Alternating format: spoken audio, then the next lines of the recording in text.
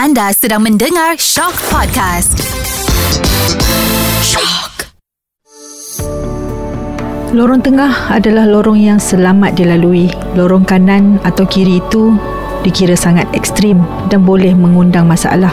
Lorong tengah mengajak orang berfikir, mengajak rakyat berfikir dan mencari jalan untuk hidup lebih bersederhana. Lorong tengah itu seharusnya menjadi pilihan utama setiap insan, setiap makhluk yang Allah jadikan.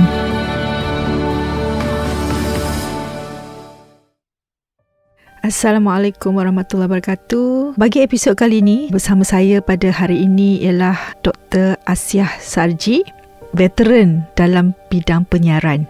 Baik, Alhamdulillah. Assalamualaikum. Siapa yang sedang membuka siaran ini, semoga kalian semua sihat walafiat, dan penyedia kandungan atau pengurus kandungan dia iaitu Profesor Mahdia Dr. Karilawati.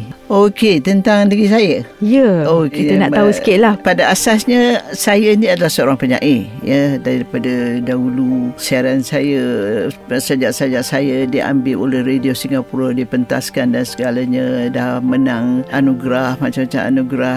Lepas itu saya masuk dalam bidang penyiaran, kerja dengan RTM sekejap. Lepas itu setelah bekerja dengan RTM, menghasilkan pelbagai rancangan radio dari kampus ke kampus dan segalanya tu, kemudian pergi ke TV, menguruskan beberapa rancangan talk show dan sebagainya, sehingga selalu cuba menjadi Barbara Walters, sampaikan keluar dalam surat khabar supaya saya ni dikeluarkan daripada rancangan tu kerana terlalu ekstrim.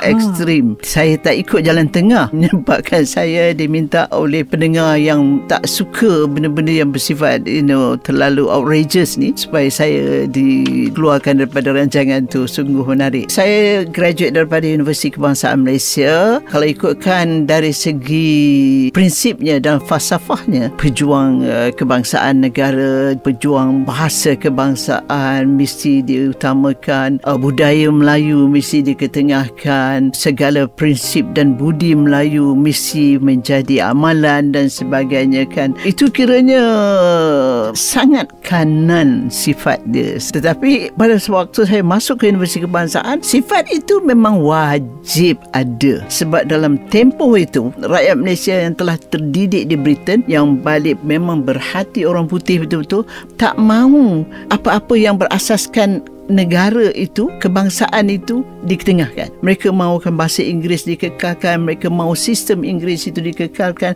dan sebagainya. Pada waktu itu perlu rasanya ada sifat-sifat yang ekstrim dalam konteks negara bangsa itu, bagi memastikan kehendak bapa kemerdekaan itu dapat diasaskan. Kehendak bapa-bapa pejuang kemerdekaan sebelum itu seperti Dato' On, Zabbar, penggiat bahasa, dapat kita teruskan, dapat perjuang bagi pihak mereka. Jadinya mereka itu meletakkan asas bahawa Malaysia perlu berada di asas yang kukuh, perlu menjadi satu identiti bahawa bila orang tahu betul-betul dalam bahasa Melayu, ini Malaysia, orang Malaysia. Bila kita menari, bila kita berpakaian, akan membawa identiti kita di mana saja berada. Masih teringat lagi arwahnya Azhar Aziz, Kak Azhar, Kak Azhar ke mana saja pergi dia akan memakai baju kurung. Jadi asas-asas itu yang kami cuba perjuangkan. Jadi setelah masa saya masuk ke universiti itu, semangat itu memang luar biasa. Lepas itu saya keluar universiti, saya tak ada pernah bercadang nak menjadi eksekutif ke, nak jadi pegawai besar ke, tak pernah. Saya tahu saya nak jadi orang kat radio. Pada waktu itu memang selalu juga pergi berlakon dekat drama, dekat radio RTM panggil apa semuanya tu. Masa belajar lagi dah pergi berlakon dekat drama radio dan sebagainya. Lepas tu Cik Mat Noh panggil saya bekerja dekat radio, pergilah, dapatlah RM300 ke RM400 sebulan gaji. Orang dapat tahu, orang atas dapat tahu saya ni rupanya kaki demonstrasi dulu. Jadinya sudah disoal jawab pula, dah betul ke dia ni serius ke. Lepas tu dibagi pula rancangan dari kampus ke kampus. Ya Allah, this is a very big mistake lah bagi pihak RTM bagi program tu. Takut saya jadi pengasut pula dah. Pengasut. Macam itulah ceritanya. Lepas tu pada masa yang sama saya aktif dalam Majlis Belia Malaysia, ikut pakcik kita lah, ikut si Anwar Ibrahim aktif dalam persatuan macam-macam persatuan ahli jawatankuasa. Dia hantar ke seminar dekat Russia, dipanggil oleh special branch pula dah pada waktu itu. Betul ke ini bukan ejen ke apa ke siasat lah bendanya macam tu lah. Tetapi it was a beautiful life, the life was so beautiful at that time. And our Tun Dr. Mahathir, bila saya pergi buat coverage recording nak temu bual, dia selalu dia inject macam-macam perkara dekat kepala saya masa dekat pejabat dia masa tu Timbalan Menteri Pelajaran Dr. Mahathir. So dia suruh ini orang aliran Melayu tu kena bercakap bahasa Inggeris, bercakap bahasa orang putih. Mengapa engkau boleh cakap bahasa orang putih, orang lain tak boleh? Dengan dia dari awal lagi sudah memang biasa berperang lah. Dia selalu bagi controversial ideas yang kita pula sangat humanistic, yang concern and care about everybody. Kami tak pernah terfikir yang kami ini lebih besar daripada orang lain, lebih penting daripada orang lain. Everybody mesti menjadi orang yang penting dan mesti menjadi somebody dan mesti menjadi orang yang berjaya. Itu ditanam oleh pakcik kita lah, Pakcik Anwar Ibrahim ni yang ditanam dalam kepala otak kami ni dulu tu, supaya menghargai semua orang, terutama orang miskin. Dalam konteks itu, bila saya bekerja dekat RTM, jadi semangat itu sangat kuat dibawa ke dalam rancangan tu untuk membantu pelajar supaya mereka diri tegak, supaya mereka kuat semangat, supaya mereka belajar jadi hebat, supaya mereka berfikir dan mencipta sesuatu idea baru, supaya mereka terus ke hadapan walau ada apa pun halangan, sebab dikelilingi oleh orang ni. Jadi apabila orang besar RTM interview saya balik, sama ada saya betul-betul sesuai untuk bekerja dekat media kerajaan, bila saya cakapkan benda macam tu, so mereka pun suka lah. Tapi dia kata kami tidak boleh memberikan kebebasan pada you, sebab dia kata ini media kerajaan, jadi kita kena ikut rentak kerajaan itu. Dia kata tak apalah, sebab pada waktu itu hanya itulah medium yang ada, RTM saja. Jadi itulah pengalaman saya dekat RTM. Saya rasa bidang penyiaran ini adalah suatu bidang yang bersifat ilmiah, yang saya rasa saya perlu belajar lagi. Jadi walaupun saya ditawarkan bekerja dekat BBC London, ditawar dekat NHK Jepun, tapi semua universiti tempat tu tak ada tempat untuk saya belajar, untuk saya meneruskan pelajaran buat master degree. Hanya ada di Amerika pada waktu tu. Jadinya saya tolak kedua-dua tawaran tu. Kemudian saya dihantar ke luar negara, thanks to my big brother Tun Dr. Mahathir, kerana dia bagi saya surat untuk bawa pergi mana-mana universiti kat US supaya saya mudah dapat tempat, tak ada masalah untuk masuk dan sebagainya. He did a good job. So sekarang ni Prof, memang perjuangan asalnya tu nampak seolah-olah macam ekstrim, sebab nampak seolah-olah kita ni satu golongan puak konservatif kerana memilih untuk berdemonstrasi. Itu asas. Dan bila orang luar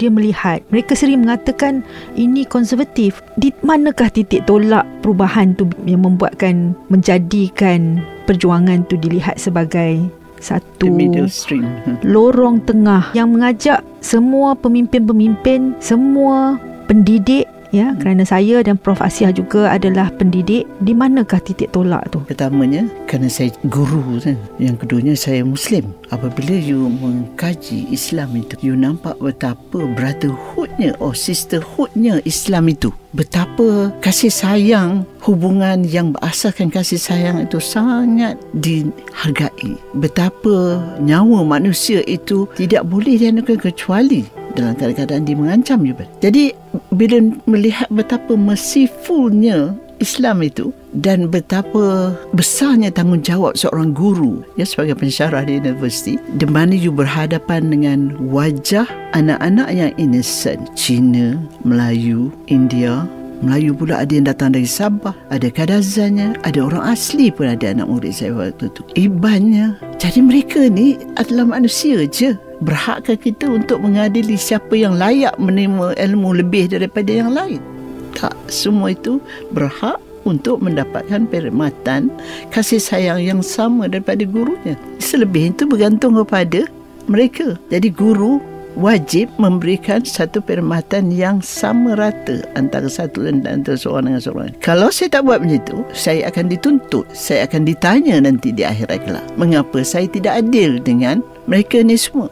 Mereka ini semua memerlukan ilmu. Ilmu itu yang ada dekat kepala otak saya ni bukan saya punya, itu Allah punya. Saya fikir untuk semua yang memerlukan ilmu tu. Jadi itu dua sebab yang menyebabkan saya semakin hari semakin luntur kultur ekstremisme negara bangsa tu. Negara bangsa itu sudah cukup menjadi kuat dalam diri saya, dalam landasan saya, dan saya kalau baca sajak saya semua dalam antologi saya tu, semuanya berasaskan negara bangsa. Semuanya memperkatakan tentang betapa pentingnya orang Malaysia merasakan bahawa ini adalah tanah mereka, tanah yang mereka perlu berikan kasih sayang, tanah yang mereka perlu berikan pengorbanan darah dan keringat mereka. Saya mahukan semua orang buat macam tu kepada negara ni. Jadinya dari konteks itu penting sebagai landasan. Selebihnya kalau mereka nak belajar dekat England ke bercakap orang putih setiap hari, tak masalah sebab mereka dah ada landasan tu kuat dah. Sekarang ni doktor dah jelas lah pendiriannya. Terus jelas. Sebab sebelum ni mungkin kita rasa semangat negara bangsa, sayangnya bangsa tu melebihi daripada segala-galanya. Tapi bila kita dah jadi pendidik ni, kita tengok wajah-wajah yang dahagakan ilmu. Wajah-wajah ni sanggupkah kita nak beri layanan yang berbeza daripada sebab seseorang pelajar kita tu disebabkan bangsa mereka? Memang tak betul lah. Tak masuk akal lah. Saya rasa memang orang yang berhaluan tengah ni saja yang dapat menyatu padukan yang kiri dan yang kanan. Kalau dalam masyarakat, kalau dalam perkampungan jiran kita pun, kalau ada perbalahan, seorang ni terlalu ekstrim, yang seorang lagi ni terlalu lepak lah, orang kata relax sangat kan, yang ni tengah-tengah ni selalunya dia berjaya menyatu padukan. Kalau yang kiri ataupun kanan ni tak mahu ataupun menolak, dia tak akan ke mana-mana. Orang duduk berjalan tengah ni, buat kata orang secara Islam, dia kena kuat iman. Tarikan ke kiri dan ke kanan tu sangat kuat.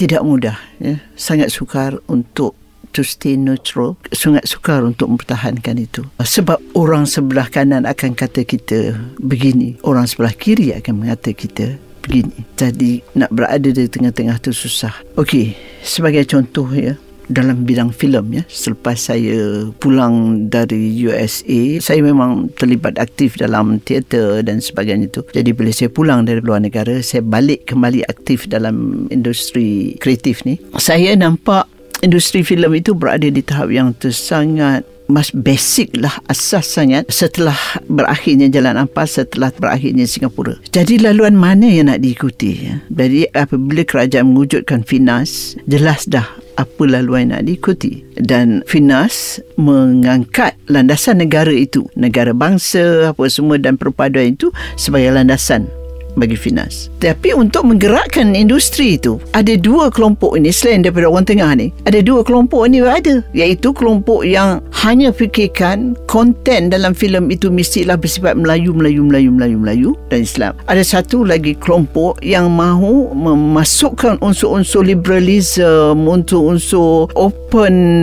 thinking, pemikiran terbuka, kebebasan berfikir, kebebasan segalanya lah, dan yang membenci penapisan, yang memperjuangkan supaya penapisan itu tak ada. Yang sebelah kanan ni pula sikit saja silap, sikit saja udah ni, ini dah terlalu semua moden haram, lah, semuanya haram, semua tak betul. Jadi kita berada di tengah-tengah tu pun bukan senang nak memajukan dia filem ini. Allah bless arwahnya Tan Sri Samad Idris, Zain Haji Hamzah, yang bertungkus lumus untuk membawa filem Ismail Zain ke satu tahap yang boleh membantu meningkatkan dunia filem itu dalam konteks pada masa yang sama dia cemerlang, pada masa yang sama dapat melayan bakat yang berada di kiri dan di kanan itu. Mereka ada bakat tu. Orang kanan ada bakat, orang kiri ada bakat. Therefore kita kena layan tu semua, nak pastikan kita tidak mesesiakan bakat. Kemudiannya seperti Yasmin Ahmad. Yasmin Ahmad yang extremely talented person. Kita kena layan orang tu, kita kena jaga dia tu, kena pastikan bakat dia tu. Pada masa yang sama kita orang yang konservatif, yang bertentangan antara yang kanan dengan yang kiri. Tetapi kita hendak mewujudkan satu filem, sebuah penghasilan filem yang bermutu tinggi tetapi tidak dapat menjamin dapat membawa falsafah negara bangsa itu. So maksudnya Prof masih lagi memperjuangkan walaupun di dalam konteks sebagai juri juri untuk banyak pertandingan. Dan sebagai ahli lembaga penapis, lembaga pengarah filem, lembaga pengurusan Finas. Itu semuanya tu. Jadi bukanlah satu kerja yang sangat mudah, satu keadaan yang sangat perit, sentiasa dikutuk, sengaja dimarah, sentiasa berada di tengah dia akhbar, sentiasa menjadi bahan perbincangan, bahan keji. Jadi untuk menjadi pemimpin yang hebat macam Brother Anwar adalah perlu melalui proses yang macam itu untuk berada di tengah-tengah madani itu. It's not easy, bukan mudah. So lorong tengah ni sebenarnya susah lah. Susah. Tanggungjawabnya sangat besar. Sebabkan tanggungjawab yang besar itu, ujiannya juga hebat yang Allah berikan kepada pemimpin, kepada kita yang duduk dalam industri, yang bekerja dalam industri, yang terpaksa kadang-kadang tu mungkin kita bukan nak please everybody. Sebab kita ni bila orang yang berada di lorong tengah ni hendaklah ataupun memiliki satu prinsip yang kuat. Prinsip dia tu memang orang tak boleh kacau. Orang tak boleh nak kata, oh tukarlah, bagilah chance, bagilah peluang dekat orang ni walaupun dia tak berbakat, contohnya. Ataupun filem-filem yang kurang kualiti. Kadang-kadang ada puak-puak tertentu yang menekan mereka yang berpendirian di tengah ni supaya meluluskan ataupun kasih menang ataupun mempengaruhi penjurian dan sebagainya. Saya rasa mungkin ini adalah satu cabaran besar kerana bila kita berada di sesuatu kedudukan yang memerlukan kita membuat keputusan, orang yang berada di lorong tengah ni perlu memikirkan pelbagai aspek. Bukan saja hati, tetapi memikirkan juga prinsip diri sendiri. Dan kepentingan rakyat itu, kepentingan kemanusiaan itu. Memanusiakan industri kreatif ni memang susah. Memanusiakan ataupun menilai masyarakat kita tu, apa yang khalayak yang hendak, itu satu lagi masalah. Kerana kita tidak mahu kandungan-kandungan yang berunsur bersampah lah saya kata. Akan menular di sana tanpa menjalani proses penilaian ataupun penapisan yang sebenar. Dengan kata lain, orang yang berada di tengah tu ada beberapa ciri yang perlu ada. Yang pertama, dia mesti bertanggungjawab walaupun dalam keadaan yang genting. Sama ada anak you ni nak dimasukkan ke penjara atau tidak, itu dalam keadaan yang genting. Dia bersalah, dia dapati bersalah, you kena bertanggungjawab. Prinsip keadilan. Prinsip keadilan dalam Islam. Sampai kepada dia perlu bertanggungjawab dan dia perlu percaya kepada ilmu. Itulah landasan madani itu. Landasan ketamadunan adalah ilmu. Dia mesti bukan saja dia berilmu, tetapi dia yakin dengan ilmu dan dia percaya bahawa sesuatu keputusan yang berlandaskan kepada ilmu itu termasuklah apabila kita merujuk kepada Allah SWT untuk mendapatkan ihsan daripada Allah supaya bless kan kita punya keputusan itu juga berlandaskan ilmu sebab dia percaya iman berasal daripada ilmu. Jadinya ilmu itu wajib bertanggungjawab ilmu. Lepas itu is a person yang sanggup sacrifice, yang sanggup hidup dengan makan seadanya, berpakaian seadanya, tinggal seadanya. Ini adalah prinsip Islam. Bersederhana, dengan adanya kesederhanaan tu dan ilmu yang di dada dan juga iman yang kukuh, insya-Allah dia dapat melaksanakan ataupun berlaku adil kepada semua pihak. Yang di tengah-tengah ni maksudnya dia seimbang. Orang yang berada di tengah, dia memikirkan juga, dia begitu tinggi empatinya, dia fikirkan orang lain, dia tak fikir sendiri-sendiri saja. Macam tadi Prof kata, orang kanan, terlalu kanan, dia sebenarnya sangat selfish, sangat mementingkan diri sendiri. Kerana apa? Kerana dia sombong. Dia hanya kan fikirkan diri dia dengan dia punya fahaman dia. Dia bongkak sebenarnya. Tetapi orang yang terlalu kiri pula ada juga bahayanya. Kerana dia memilih dunia, memilih untuk bergembira di dunia ini tanpa memikirkan implikasinya di akhirat. Orang yang selalu kiri itu ialah orang yang hendakkan a complete freedom, a total freedom. Kebebasan mutlak. Kebebasan yang mutlak. Tak suka sesiapa yang kutuk dia ke. Things like a complete freedom. There's another selfish guy. Another selfish fellow.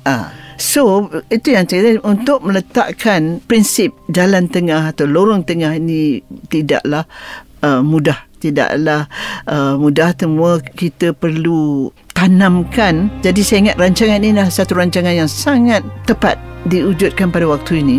Sebab kita sedang mencari jalan itu.